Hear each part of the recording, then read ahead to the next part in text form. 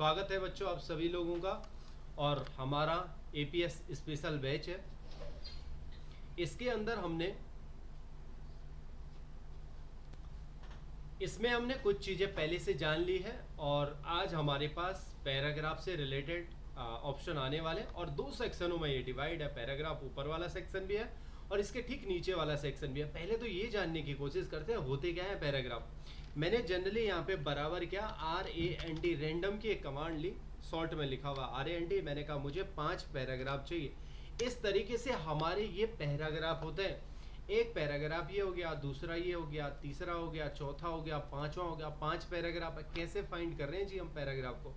मैंने कहा जनरली होता क्या है, खूब सारी लाइन है, एक लाइन है, दो लाइन है, 3 लाइन है, इसके बीच कुछ गैप दे रखा है, उसके बाद फिर लाइनें आपकी शुरू हो रही है और इसी से ही मैं पहचान कर पा रहा हूँ पहला पैराग्राफ ये है, दूसरा ये है, तीसरा है, चौथा है, ऐसा है। तो जो ये एक कुछ लाइनों के बाद एक लाइन हो, दो लाइन हो, इनके बाद जो ये डिस्टेंस आपको दिखाई दे रहा है, इस डिस्टेंस को हम पैराग्राफ स्पेस कहते हैं। पर ऐसा ही एक डिस्टेंस और होता है, एक लाइन से और दूसरे लाइन के बीच जो गैप होता है उसको हम लाइन स्पेस कहते हैं। तो दो प्रकार के हमारे पास यहाँ पे स्पेस होता है, एक लाइन स्पेस हो गया और दूसरा एक पैराग्राफ से और दूसरे पैराग्राफ के बीच जो गैप है उसको हम पैराग्राफ स्पेस कहते हैं। और इसी की मदद से ही हमें पहचान हो पा रही है कि आपके पैराग्राफ है। अच्छा, सपोज ऐसा करो कि अगर मैं इनके ये गैप भी कम कर दूं, मतलब 0 रख दूं और ओके कर दिया। अब ऐसा मत देखना, यहाँ पे तो आपको पता चल रहा है ये लाइन खत्म हो गई। थोड़ा मैं आगे तक बनाता हूँ। और अब अगर आपसे कोई पूछता है भैया बताओ आपके पैराग्राफ कहाँ पे खत्म हो रहे हैं, तो अब बताना थोड़ा सा मुश्किल हो जाएगा। इस केस में अगर आप यहाँ से यहाँ देखते हैं तो आपको पहचानना बड़ा मुश्किल हो जाएगा मेरा पैराग्राफ कहाँ पे खत्म हो रहा है। इसने कहा इस समस्या के लिए मेरे पास शो एंड हाइड का एक ऑप्शन है। अगर आप ओके करते हैं तो पैराग्राफ सिंबल जनरेट हो जाते हैं। तो जहां पे आपका पैराग्राफ खत्म हो रहा होगा तो वहां पे एक सिंबल इसने जनरेट कर दिया, पैराग्राफ सिंबल कहते हैं। शो एंड हाइड के नाम से आता, तो मुझे पता चल गया मेरा पैराग्राफ यहाँ पे खत्म हो रहा है। दूसरा यहाँ क्लिक कर दिया तो यहाँ पैराग्राफ खत्म हो रहा है, यहाँ पे क्लिक करा तो ये पैराग्राफ यहाँ खत्म हो रहा है। इसे भी हम पैराग्राफ कहेंगे और जो खाली जगह है उसे भी पैराग्राफ कहेंगे।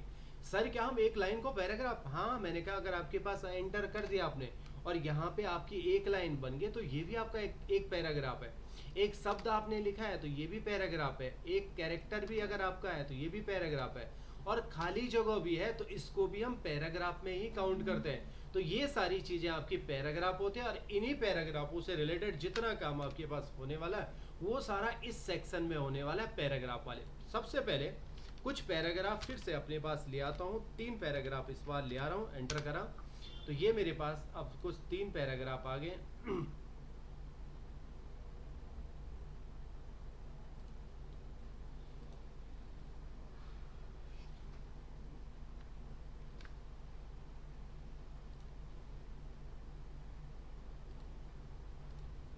कुछ इस तरीके से मेरे पास 3 पैराग्राफ आ गए। पहला हो गया, दूसरा हो गया, तीसरा हो गया।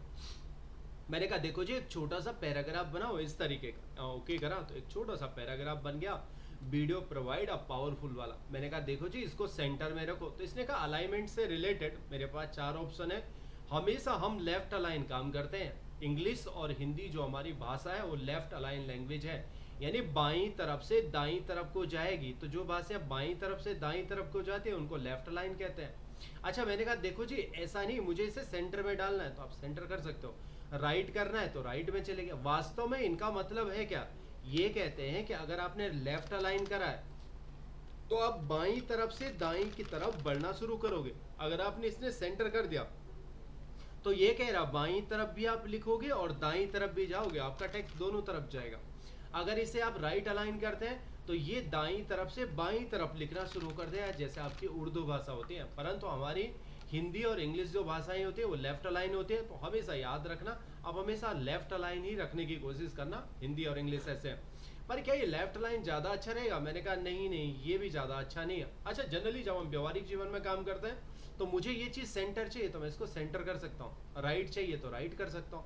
व्यवहारिक जीवन में होता काम इतना ही है, पर वास्तविकता यही है कि इनका मतलब अलाइनमेंट से लेकर है आपकी लैंग्वेज किस दिशा में अलाइन होने वाली है। परंतु जनरली जब हम काम करते हैं बच्चों तो हमारा आगे भी बराबर होता है और पीछे वाला सेक्शन भी बराबर होता है। तो इस चीज़ को हम जस्टिफाई कहते हैं। तो प्रैक्टिकली हम हमेशा जस्टिफाई का इस्तेमाल करते हैं जब भी आप कोई पैराग्राफ बनाएंगे। उसके आगे भी बराबर होता है और पीछे भी बराबर होता है। परंतु ऐसा थोड़ी ना होता आगे पीछे बराबर। हमेशा देखना, किसी भी किताब को जब आप पढ़ेंगे तो पहले पैराग्राफ में एक टैब की दूरी हमेशा निश्चित होती है। इस तरीके के वास्तव में आपके पैराग्राफ होते हैं, आगे पीछे बराबर होते हैं, यानी जस्टिफाई किया हुआ होता है, और पहली लाइन का थोड़ा सा डिस्टेंस होता है एक टैब का, जो नॉर्मली आपका टैब होता है। तो अभी तक मैं इतनी चीजें जाना हूं, लेफ्ट कर सकते हो, सेंटर कर सकते हो, राइट कर सकते हो, जस्टिफाई कर सकते हो। अब बारी आती है जो मैं कह रहा था, आपके पास पैराग्राफ स्पेस हो गया और लाइन स्पेस हो गया। एक लाइन से और दूसरी लाइन के बीच आप गैप अच्छा, अगर आपका एक में सेलेक्टेड है ना तो ये इसी में काम होगा। अगर आपने दो सेलेक्ट करे तो इन दोनों में ही आपका काम होगा। सारे सेलेक्ट कर लिए तो सारे में आपका काम होने वाला है। जो कंडीशन आप लगाएंगे वो हर किसी में लगेगी। मैंने कहा देखो जी, आप कह रहे थे स्पेसिंग, इसका नाम स्पेसिंग के नाम से आता है, लाइन और पैराग्राफ स्पेस। ओके कर देता हूँ। तो ऊपर वाला सेक्शन जितना आपको दिख रहा है ये लाइन स्पेस से रिलेटेड है, नीचे जो दो ऑप्शन दे रखे ये पैराग्राफ से रिलेटेड है। लाइन स्पेस मतलब एक लाइन से और दूसरे लाइन के बीच कितना गैप होना चाहिए। सबसे टाइट गैप है 1.0 का। थोड़ा लूज कर दो ना सर, 1.15 कर दिया, और लूज 1.50 हो गया, 2.0 हो गया, 2.25 हो गया, 3.0 हो गया। आप इसमें से कोई भी लूज कर सकते हो, पर किसका? लाइन का, एक लाइन से दूसरी लाइन के बीच के। पर जब आप कहीं पे भी प्रोफेशनली काम कर रहे होंगे तो मेरा सजेशन आपके साथ 1.15 के साथ है। जब भी आप कभी लाइन स्पेस करें बच्चों, तो एक लाइन से और दूसरे लाइन के बीच जो गैप हो वो हमेशा 1.15 का ही रखें। परंतु दूसरी चीज आप कह रहे थे, अभी पैराग्राफ का गैप है, ऐड करेंगे तो जुड़ जाएगा, रिमूव करेंगे तो इनके बीच घनी घनी दूरी हो जाएगा, आपको पता ही नहीं चलेगा कितना डिस्टेंस है।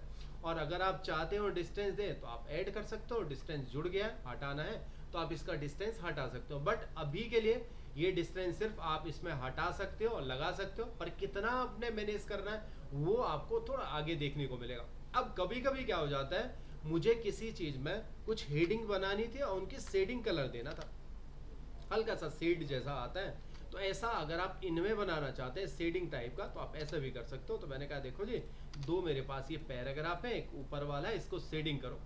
अच्छा, आपने यहाँ पे शेडिंग का खूब सारे कलर हैं, इसके बगल में जाएंगे तो जो कलर आपको पसंद है ऐसा शेड लगा सकते हो।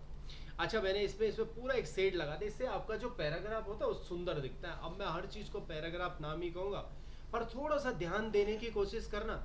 जब आप चीजों को सिलेक्शन करते हो ना तो उनका एक प्रॉपर तरीका होता है और अलग अलग मतलब भी होता है। अगर मैं यहाँ से लेकर सिर्फ यहीं तक चीजों को सिलेक्ट करता हूँ और अब मैं शेडिंग कलर डालता हूँ, तो अब आपको नजर आ रहा होगा बस इतने में ही शेड पड़ा। नहीं नहीं, मुझे ऐसा नहीं चाहिए था, मुझे पूरे में लगाना है। तो इसने कहा जब आप सिलेक्शन करोगे तो तब आप यहाँ तक नहीं, थोड़ा सा आगे जरूर आना।